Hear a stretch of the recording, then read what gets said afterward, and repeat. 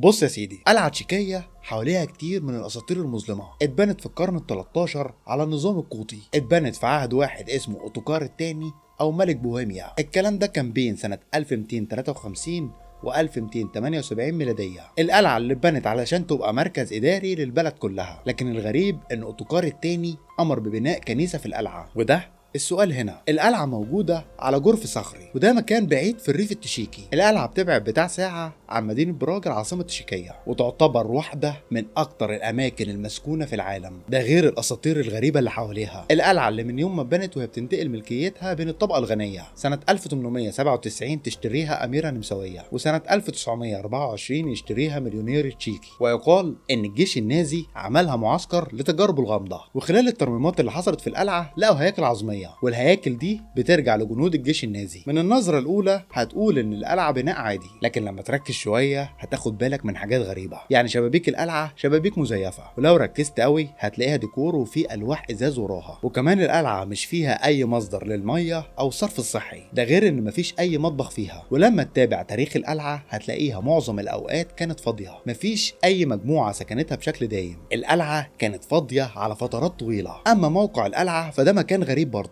القلعة بعيدة قوي في وسط الغابات والجبال، وده موقع ملوش أي قيمة حربية أو عسكرية، وكمان بعيد عن الطرق التجارية. طيب اللي بناها بعيد كده، خصوصا إن مفيش أي فايدة منها. الموقع مش الحاجة الغريبة الوحيدة في القصة، ده كمان بنية القلعة نفسها. جدران القلعة سميكة قوي، والسمك بيزيد من فوق لتحت لحد ما توصل لأرضية القلعة. والطابق الأرضي للقلعة عبارة عن كنيسة كاملة، كنيسة مبنية على نظام العمارة القوطية. وفن العمارة القوطية ده فن ظهر في فرنسا في عصر النهضة، وتم استخدامه في بناء كنائس أوروبا كلها. المهم، على حيطة الكنيسة طراطيل كاملة، طراطيل مكتوبة بشكل كامل. نص الطراطيل دي بيتكلم عن الملائكة والجنة، والنص التاني بيتكلم عن الشياطين وجهنم اللي عايشين فيها. قلعة هوسكا ما اتبنتش علشان تكون مكان للحماية ولا مركز إداري زي ما قالوا. في حقيقة تانية في القصة. جدران الكنيسة هي أقدم لوحات فنية في أوروبا، خصوصا إنها بتظهر صورة الملاك ميكائيل، واللي معروف إنه حارب الشيطان علشان تكبر على ربنا، والتنين اللي لا يزال واحد من رموز الشيطان. طبعا ده من وجهة نظر أوروبا وقتها. وفي لوحة تانية لمخلوق غريب، الشيطان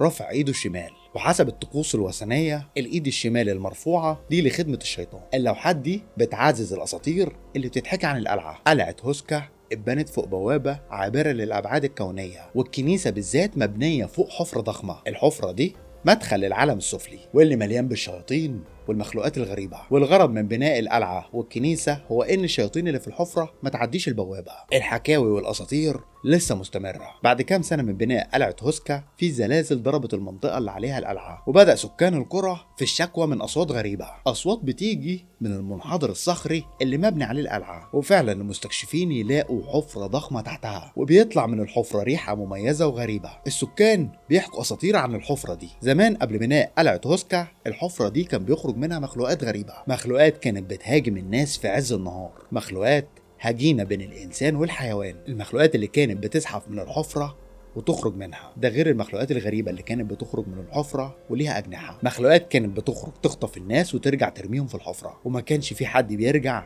يحكي عن اللي شافه. بعد كده تتبني قلعة هوسكا فوق الحفرة. الملك جاب كل المساجين اللي كان محكوم عليهم بالإعدام، وقال اللي هينزل الحفرة ويرجع يقول اللي شافه هياخد براءة. وفعلا في شاب وافق على الشرط ده. الشاب اتربط في حبل وبدأ ينزل في الحفرة الضلمة، لكن فجأة الملك واللي معاه يسمعوا صراخه. كان بيتحايل عليهم انهم يسحبوه، ولما سحبوه كان منظره اتغير. الشاب اللي نزل الحفرة طلع راجل عجوز، شعره اتغير للون الابيض، وكان بيصرخ بشكل هستيري، وفقد عقله ويموت بعد الحادثه بيومين. واسباب موته ما كانتش معروفه، وتعدي 700 سنه والقلعه لسه في مكانها. في تقارير بتطلع ان الناس بتسمع اصوات من تحت الكنيسه، وده معناه ان الشياطين بتحاول تعدي البوابه الكونيه للعالم بتاعنا. وفي سياح شافوا اشباح في القلعه، وزار القلعه عدد كبير من المهتمين بقصص الاشباح، وكمان عدد من القنوات التلفزيونيه، وكلهم اجمعوا إن قلعة هوسكا مسكونة وأكتر مكان نشط بالأشباح في العالم كله. في ناس قلبها ميت قعدوا في القلعة شوية. الناس دي بلغت عن حاجات غريبة حصلت ليهم. سمعوا صرخات بعيدة مرعبة مصدرها جاي من تحت الكنيسة. اللي في القلعة. ده غير ان في ناس شافت مخلوقات غريبة. مخلوق ما بين الانسان والضفدع كان بيلف حوالين القلعة وبعد ثواني كان بيختفي. ده غير سكان المنطقة اللي شافوا جسم من غير دماغ.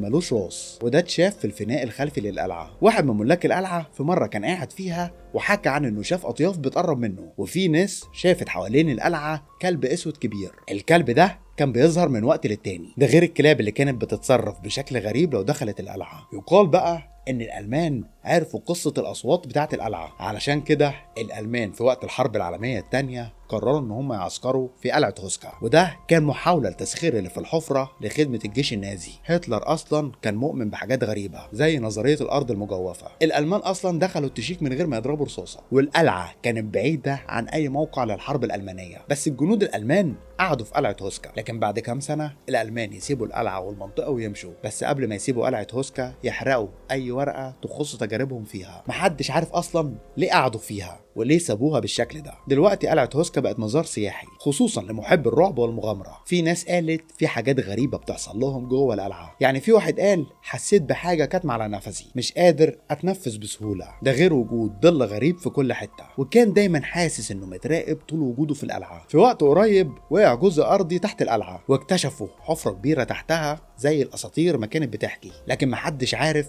مين بيسكنها ولا ايه اللي موجود فيها. كل اللي طالع من الحفرة ريحة كبريت قوية. وهنا تم اعلان حاجة مهمة عن القلعة. قلعة هوسكا واحدة من بوابات الجحيم اللي موجودة على الارض. ولحد هنا خلصت حلقتنا. لو عجبتك الحلقة ما تنساش تعمل شير ولايك وسبسكرايب للقناة وتفعل جرس التنبيهات عشان يوصلك كل جديد. كان معاكم احمد عوض واستنوني الحلقة الجاية. سلام.